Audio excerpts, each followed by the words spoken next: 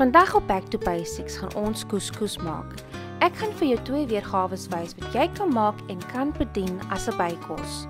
Couscous is oorspronklik van Noord-Afrika, maar vandag bring ons Marokko en ander Noord-Afrika lande sommer in jou kombuis. So sit jy voorskoot aan en kom, laat ons kook. Vandag kook ek met my stainless steel pan. Ek gaan hom hoog stel en met water toets om 'n mercury bol te vorm.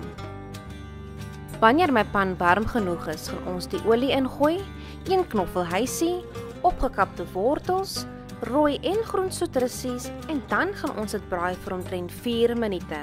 Na 4 minute gaan ons dit uitskep in 'n bakkie en eenkant plaas terwyl ons aanbeweeg na die volgende stappe.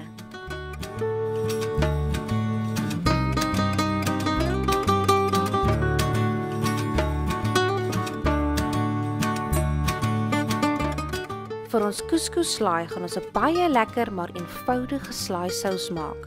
Ons gaan begin met olyfolie, suurlemoensap, balsamiese asyn en vars opgekapte koriander en dan gaan ons dit goed meng. Jy kan die volle bestanddellys onder in die deskripsiebos kry vir hierdie resep.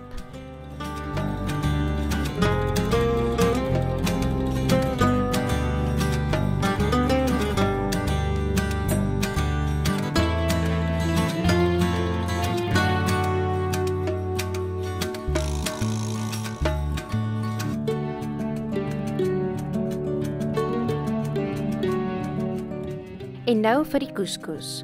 Ons gaan 1 koppie couscous in 'n bak gooi en 300 ml kookwater. Couscous word gekook deur stoom en dit is waarom ons die bak gaan bedek sodra ons die water ingegooi het. Meng hom goed deur en laat hom staan vir 5 minute. Couscous word oorspronklik gemaak van semolina grane wat gerol word, bevoeg word en dan bedek word met 'n fyn koringmeel.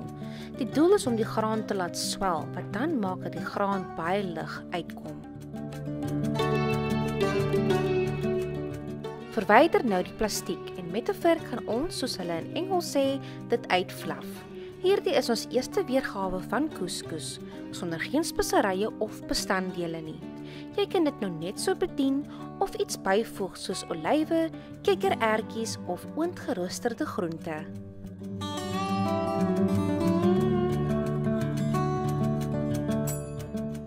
Ons gaan dit 'n stappie verder vat en ons Moroccan couscous nou aan mekaar slaan.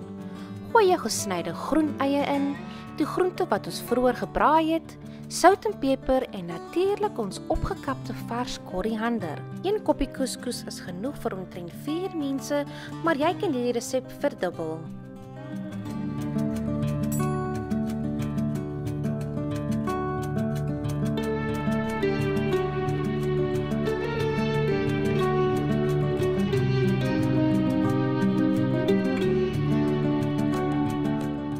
Plaas dan ook jou gekrummelde feta kaas in en meng goed saam.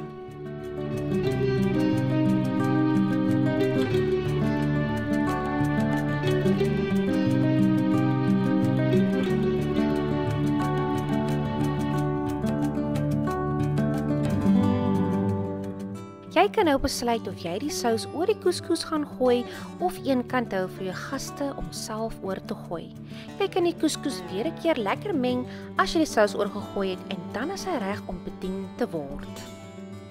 Rond nou hierdie dis af met vars gesnyde suurlemoenstukke of ekstra feta kaas.